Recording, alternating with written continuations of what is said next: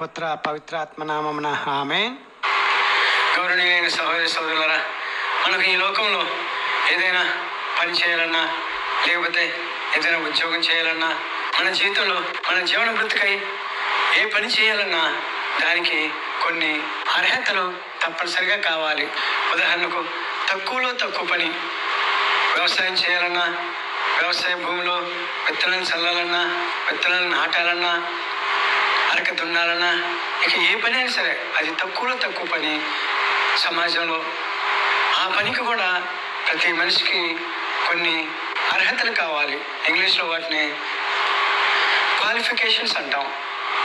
ఉదాహరణకి వ్యవసాయం చేయడానికి అరక దున్నటమే తీసుకోండి. ఆ అరకను ఒకప్పుడు జోడెద్దులు ఉపయోగించి పొలం దున్నే వాళ్ళు ఇప్పుడు టెక్నాలజీ వల్ల, యాంత్రీకరణ వల్ల ట్రాక్టర్స్ ఉపయోగిస్తున్నారు. అయితే ఆ ట్రాక్టర్ నడపడానికి కూడా ఒక వ్యక్తి కావాలి. ఆ వ్యక్తికి కూడా కొన్ని క్వాలిఫికేషన్స్ కావాలి, లేకపోతే కొన్ని అర్హతలు కావాలి. ఉదాహరణకు మినిమం 10వ తరగతి అయినా చదువు ఉండాలి. పాస్ అయిపోయినా పర్వాలేదు. ఎందువల్లంటే ఆ యాంత్రీకరణ లేక ట్రాక్టర్ ఏదైనా అనుకోకుండా పాడైపోయినప్పుడు దానిలోని భాగాలను ఓడదీయగలిగి ఉండాలి, భాగాలను ఫిట్ చేయగలిగి ఉండాలి. కొంతమంది దానికి అర్హత అవసరం లేదని అనుకోవచ్చు, కానీ ఈ రోజుల్లో మినిమం క్వాలిఫికేషన్స్ లేకపోతే అర్హత, విద్యా అర్హత ప్రతి వ్యక్తికి అడుగుతున్నారు. సరే, ఏది ఏమైనా మనం ముందుగానే చెప్పుకున్నట్టుగా ప్రతి పనికి కొన్ని అర్హతలు ఉండాలి. అలాగే ఈనాటి సువిశేషంలో యేసుక్రీస్తు ప్రభువు తన యొక్క శిష్యులుగా ఉండటానికి, శిష్యులు అవ్వాలని కోరుకున్న వ్యక్తుల నుంచి కొన్ని అర్హతలను ఆ వ్యక్తుల నుంచి కోరుకుంటున్నారు. ఆ అర్హతల్ని లక్షణాలు అంటాం. అనగా ఈనాటి సువిశేష సందేశం యొక్క ప్రధాన అంశము శిష్యులకు ఉండవలసినటువంటి లక్షణాలు. మరొక విషయం, మన భారతదేశంలో ఏ అర్హత లేని ఒక వృత్తి ఉన్నది. అది మీకు తెలుసా? గౌరవనీయులైన సహోదరి సోదరులారా, ఆ వ్యక్తులకు ఏ విద్యార్హత లేకపోయినా, కనీసం పని అనుభవం లేకపోయినా కానీ వారు ఎన్నుకున్న దాని నుంచి వారు రాణించగలరు. అదేంటో తెలుసా గౌరవనీయులైన సహోదరి సోదరులారా? అదే రాజకీయం. రాజకీయాల్లో ఉంటూ ఎన్నికల్లో పాల్గొనాలి అనుకున్న వ్యక్తికి ఏ పని అనుభవం అవసరం లేదు, ఏ విద్యార్హత లేదు. అదే మన యొక్క రాజ్యాంగం యొక్క గొప్పతనం గౌరవనీయులైన సహోదరి సోదరులారా. అందువల్లనే వ్యవసాయ పనిలోనూ, విద్యా విషయాల్లోనూ, ఉద్యోగ విషయాల్లోనూ, ఏ విషయంలోనూ అనుభవం లేని వారు రాజకీయాల్లో ఎంతో గొప్పగా రాణిస్తున్నారు, అధికారాలు చెలాయిస్తున్నారు, అధికారాన్ని కొనసాగిస్తున్నారు అని చెప్పడంలో అతిశయోక్తి కాదు గౌరవనీయులైన సహోదరి సహోదరులారా.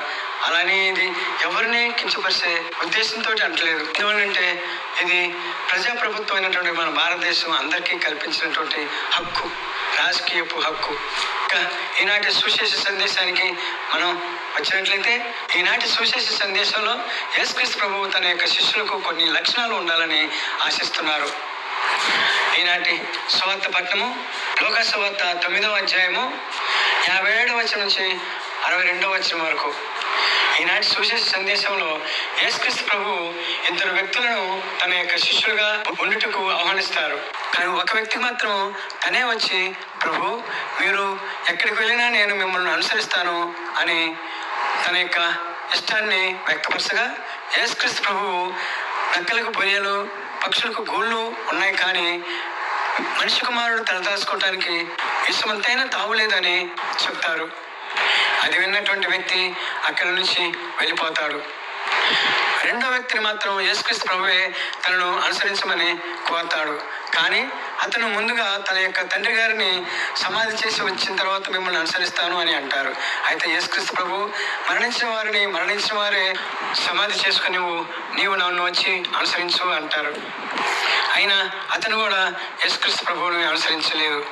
ఇక మూడో వ్యక్తిని యేసుక్రీస్తు ప్రభువు తనను అనుసరించమని చెప్పగా, అతను నా కుటుంబంలో వారికి చెప్పి వచ్చేదను అని చెప్తాడు. అప్పుడు ప్రభువు నాగల మీద చేయి వేసి, వెనక్కు తిరుగువాడు ఎవడను దేవుని రాజ్యమునకు అర్హుడు కాదు అని చెప్పగా, అతను కూడా శిష్యరికంలో చేరకుండా వెళ్ళిపోతాడు. ఇప్పుడు గౌరవనీయులైన సహోదరి సోదరులారా, ఈ ముగ్గురు ఎందుకు దేవుని శిష్యరికంలోనికి చేరలేదు. అర్థమైందా గౌరవనీయ సహోదరి సోదరులారా?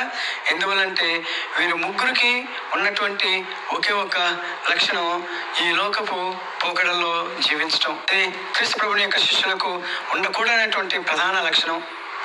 అయితే ఈ ముగ్గురు యేసుక్రీస్తు ప్రభువుని అనుసరించకపోవటానికి కారణాలు ఏంటో మనం చూద్దాం.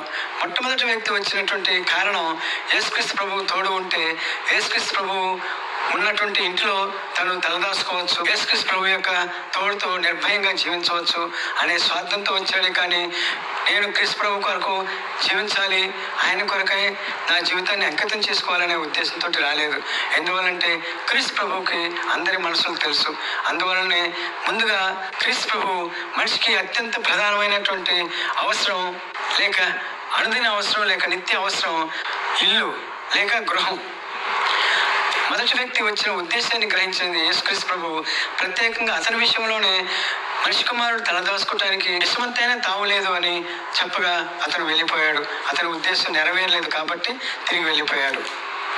ఇక రెండో వ్యక్తి నిజాయితీగానే తన తండ్రిని సమాధి చేసుకొని రావటానికి అనుమతిని కోరాడు. కానీ యేసయ్య అతనిలో నిజాయితీ ఉన్నా కూడా ఎందుకు అనుమతించలేదు అంటే, యేసుక్రీస్తు ప్రభు మత్తయి సువార్త 10వ అధ్యాయము 37వ వచనంలో ఇలా అన్నారు, నన్ను అనుసరించేవాడు తన తల్లి కానీ తండ్రిని కానీ నాకన్నా మిన్నగా ప్రేమించేవాడు నాకు యోగ్యుడు కాదు అని అంటారు. కాబట్టి ఈ రెండో వ్యక్తి యేసుక్రీస్తు ప్రభు చెప్పిన సిద్ధాంతం ప్రకారం లేడు కాబట్టి, తన తండ్రిని ఎక్కువగా ప్రేమిస్తున్నాడు కాబట్టి యేసయ్య అతన్ని తన శిష్యరికంలోకి చేర్చుకోలేదు.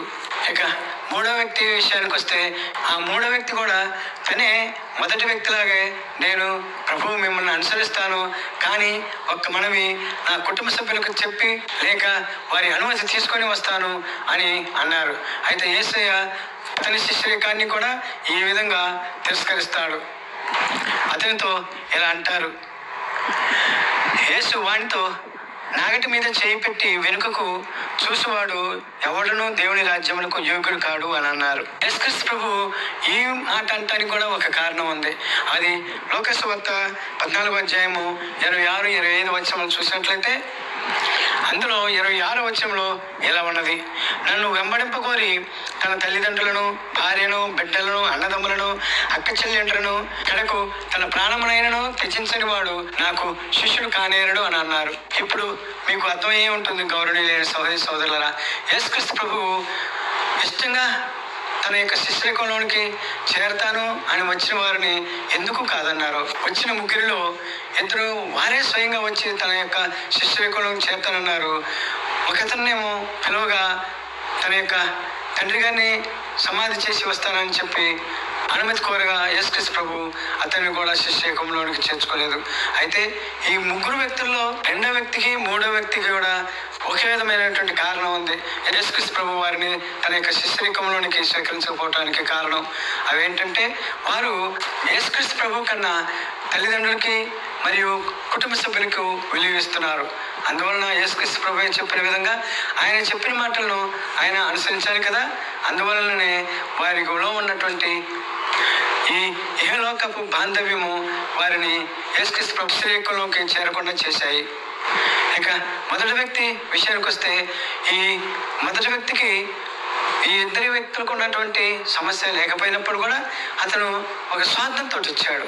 ఏంటో స్వార్థంతో అంటే, తను తలదాచుకోవటానికి ఒక గూడు ఉంటుంది, ఎక్కడికి వెళ్ళినా కూడా ఆ గూటిలో తలదాచుకోవచ్చు, హాయిగా విశ్రాంతి తీసుకోవచ్చు అని అనుకున్నారు. కానీ యేసుక్రీస్తు ప్రభువు చెప్పినటువంటి మాట ప్రకారము ఆయన పడుతున్నటువంటి కష్టాలు ఆ శిష్యులు లేక ఇవాళ వచ్చినటువంటి ముగ్గురు వ్యక్తులకి అనుభవించే లక్షణాలు లేవు అని క్రీస్తు ప్రభువుకి స్పష్టంగా అర్థమయ్యాయి.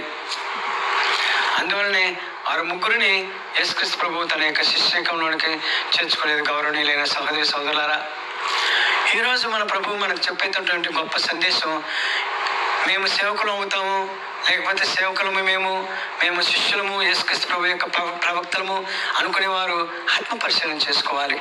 ఏంటి ఆత్మ పరిశీలన అంటే? ఇదిగో ఈరోజు క్రీస్తు ప్రభువు చెప్తున్నటువంటి సందేశం.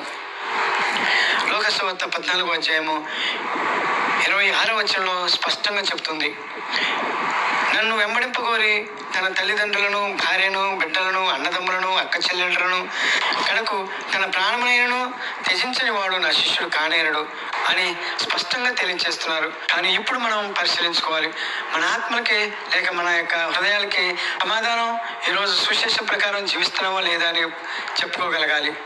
ఏలోక బంధాలన్నీ తెంచుకోగలుగుతున్నామా లేదా, క్రీస్తు ప్రభు కొరకు ఎంత అంకిత భావంతో జీవిస్తున్నాం అని పరిశీలించుకోవాలి. గౌరవనీయులైన సహోదరి సోదరులారా, ఇక ఈనాటి దైవ సందేశాన్ని మనం చిన్న ప్రార్థనతో ముగించుకుందాం. పిత పుత్ర పవిత్రాత్మ నామమున ఆమేన్. సర్వశక్తివంతుడ, సర్వేశ్వర, మహోన్నతుడ, మహామహిమ కలిగిన తండ్రి, పౌలు గారు 1 కొరింథీయులకు రాసిన పత్రిక 2వ అధ్యాయము 10వ వచనంలో ఇలా అంటున్నారు, తండ్రి కానీ తన ఆత్మ ద్వారా దేవుడు మనకు తన రహస్యమును వెల్లడించును. ఆత్మ అంతయు వెతుకును, దేవుని సంకల్పము అగోచరము లోతులను కూడా వెతకను అని తెలియజేస్తున్నారు ప్రభువా.